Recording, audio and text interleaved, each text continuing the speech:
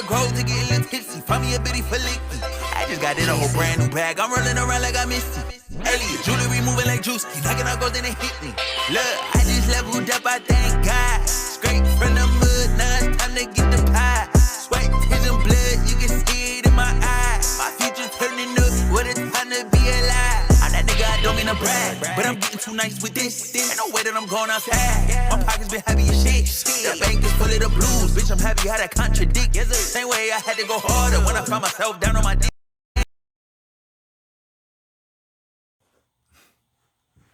What's happening, everybody? Welcome back to Game Day with Trey. This is your host, Trey, and this is your Thanksgiving Day preview odds and picks for the whole entire Thanksgiving Day slate. First and foremost, I want to say happy Thanksgiving, happy holidays to everybody. I hope everybody's having a blessed day. They're going to have some good food, sit down with your family, and enjoy some great football. All right, so let's go ahead and get into this. First game we have is set for 12:30, and it is the Green Bay Packers visiting the Detroit Lions. All right, now Green Bay is getting 7.5, and the over-under is set at 48. Green Bay is coming into this game with a record of 4-6 on the season, whereas Detroit's coming into this game at the very top of the NFC North at 8-2, second in the NFC. All right, now situationally, Green Bay has only won one game on the road and they lost 4. And Detroit, well, they've done the exact opposite. They've won 4 games at home and only lost 1 home game all season long. If you're looking against the spread, Green Bay is 500. They're 5-5, whereas Detroit right now is 7-3 against the spread on the season. Situationally, Detroit is only 3-2 against the spread though, and Green Bay is 2-3, the exact opposite. If you see a trend with these teams, it's because they play in the same division.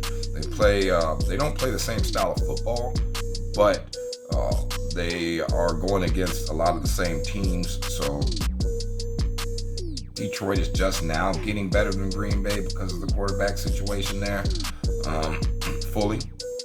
So that's why it kind of looks very similar with a lot of these records. Just like when you get to the over-under. So Green Bay on the season, 4 overs, 6 unders. Whereas Detroit, 6 overs, 4 unders. And then when you look situationally on the road, Green Bay has had 3 overs and 2 unders. And Detroit at home has had 3 overs and 2 unders. So let's look at what these teams are scoring. Because look, the total set at 48.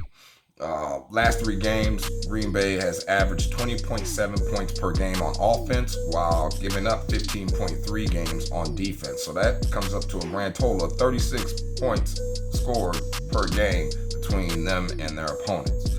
Whereas when you look at Detroit, man, it's like polar opposite. Detroit's scoring 32.7 and giving up 26 in the last 3 games. So it comes out to an average total of 58.7 in the last 3 games. But if you look situationally, those numbers do drop a little bit for Detroit. So for Detroit situationally at home, they score 30 points per game and they give up 21.4 points per game. So that comes to a total of 51.4. And then if you look at Green Bay, they score on the road 22.2 points per game and give up 20.8. That comes out to 43. So all in all, when looking at the total, you can see that it's between 43 and 51 points. And that's why that total is set at that 48. My pick for the game is moneyline Detroit. Okay, but if you want to take them, if you want to mess with the spread, I have no problems with that. I like Detroit giving it up to 7.5 too. And if you want to tease it, I'll make sure you tease it down for Detroit. Don't tease it up for Green Bay. So that's my picks for the Green Bay-Detroit game at 12:30. Let's go ahead and get into the next game. Next game, we got the Washington Commanders visiting the Dallas Cowboys. This game set to start at 4:30 p.m. The odds are Washington is getting 13.5 points, and the total set at 48.5. All right, so on the season, Commanders' record is horrible. Like they're 4-7. And situationally or on the road, they're 3-3. Okay, but Dallas is killing it in the the NFC East right now. They're 7-3 on the season and 4-0 at home. although they just can't seem to be able to pass those Eagles, but that's a whole nother ball game. All right, so let's get against the spread. So against the spread, Washington is situationally 5-1 on the road, whereas Dallas at home is 4-0. So this is going to be one of those games where something got to give, because Dallas can't stay undefeated against the spread at home, and Washington, can they keep rolling at 5-1 against the spread on the road, man? That's why that 13.5 kind of looks dangerous right now for Dallas. Now, but there's a reason that they're giving up the 13.5. I'm gonna explain that. I'll explain that now. So the reason they're giving up 13.5 is because Dallas has just basically run roughshod with the Washington Commanders the last 3 or 4 times they played them at home. So that's why they're giving up the 13.5. We had a 41-10 game, and we had a 35 to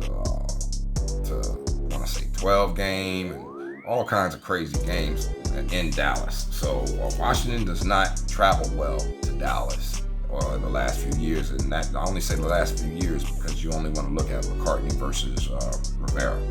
All right, so let's look over unders. Situationally, Dallas has gone over 3 times, under once, and Washington's gone is 500 as far as the over under. So there's no real read there. Last 3 games, Washington is scoring 21.7 points per game and giving up 25.7 points per game. So that means that's a total of 47.4 points scored per game in their last 3 games between them and their opponents. And then when you look at Dallas, last 3 games, they've been scoring 35 points a game and only giving up 18.3 points per game. I believe they're like the 5th best defense in the NFL right now.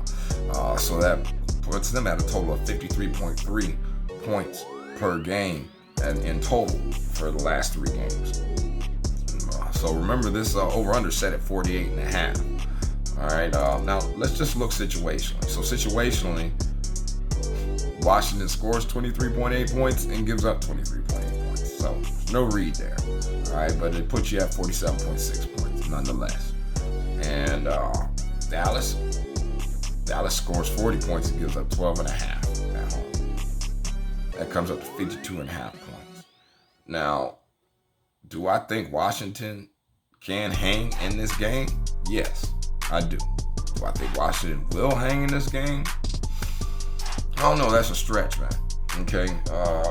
I do like that 13.5, but I'm going to tell you this. I teased it down. I didn't play the Dallas 13.5. I teased them down to 7.5.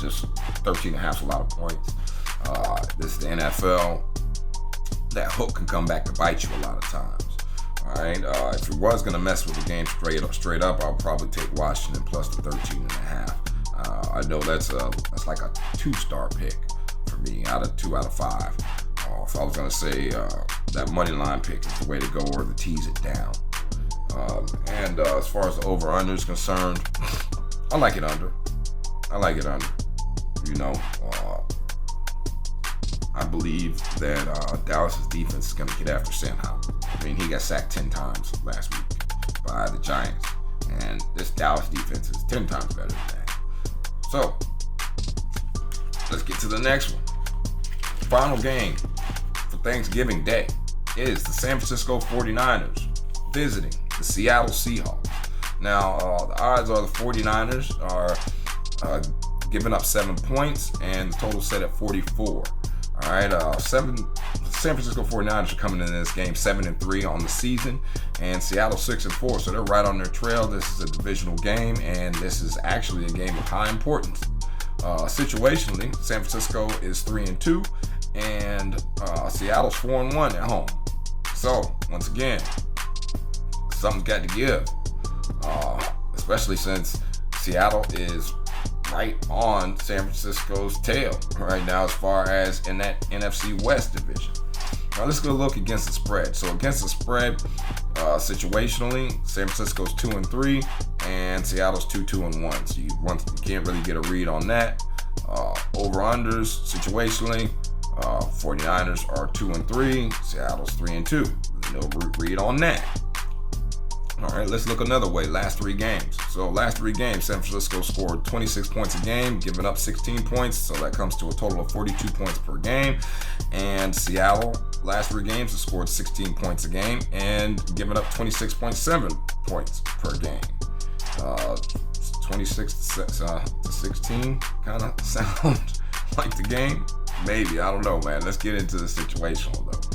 All right, so situationally, 49ers score 25.6 points per game, and they give up 14.8. Seattle has scored 24.6 points per game and given up 22.6.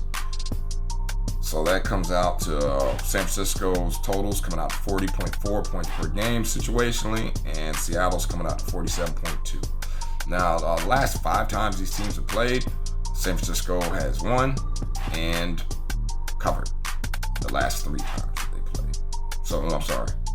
San Francisco's won the last 3 times that they played and covered the last 3 times that they played. But they've, Seattle won the previous 2. So they're 2-3 against San Francisco in the last 5 times they played. And, man, look, let me be honest with you. Okay, Seattle got a lot of injuries. Okay, Kenneth Walker Jr., the second or the third, he's hurt. The running back, he's got an oblique strain. You got Lockett coming in with hamstring injury. He'll still play though. DK Metcalf got a toe injury. He'll still play. Geno had the little issue he had last week. Drew Lock had to finish the game for him, or had to come in and play a few series, and then Geno came back and almost brought him back. But there's a lot of injuries over on that end. And when you're looking at San Francisco 49ers team, that is been rolling since they came back from the bye, and the fact that they've won and covered the last 3 times you played them, and all 3 times were last year. Of course, there's a revenge factor in there right now for Seattle because of that. And it's a divisional game, which makes it a very, very, very tough game. I mean, like I said, San Francisco's 7-3 and Seattle's 6-4. So they are right on their heels for who's going to actually have this division. This is going to decide, or be a key factor in who's leading the division. So I like San Francisco minus the 7. I also like San Francisco money line, but San Francisco minus the 7 is like a 3-star pick for me. I really like San Francisco money line if I was gonna play it. And man, as far as the over-under is concerned, you're looking at an average between 40 and 47, and they set the total at 44. So it makes it kind of hard for you to actually give an over-under on this one. They did a very good job out there in Vegas making this line. But that's it, y'all. I hope y'all have blessed and happy Thanksgiving, man. Please like, subscribe. I hope you enjoyed it. I hope you got some good information. I hope it prepped you for the games. And y'all just have a blessed day, man. I'm gonna holler at y'all. Peace.